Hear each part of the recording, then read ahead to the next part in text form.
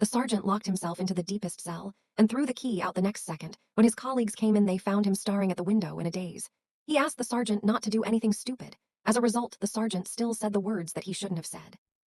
However, no one who has said this sentence can survive. It turns out that humans in the future world live 1,500 meters underground. There is a special rule here: anyone who says get out will be forcibly sent to the ground to perform cleaning tasks.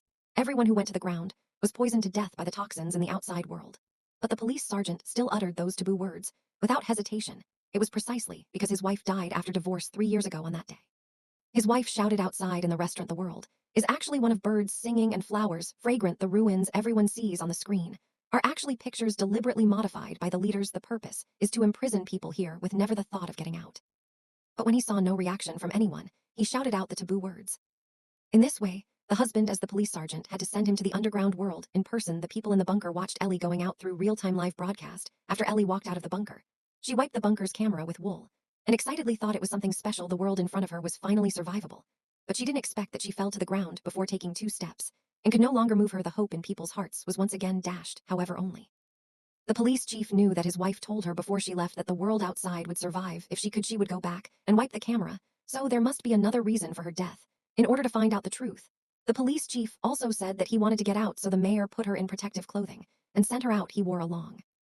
So she did something that no one had ever done before, which was to take off her helmet. But her physical condition was already very bad, and she fell down next to her wife. After a while, the hope of surviving outside was once again dashed, and only one woman realized it. There must have been a reason for the sergeant to take off his helmet before he died.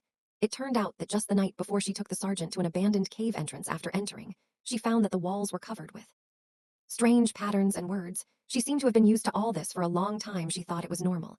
And then she led the sergeant directly through the hole to a platform. After she turned on the light here, she suddenly saw a huge hole digging machine here.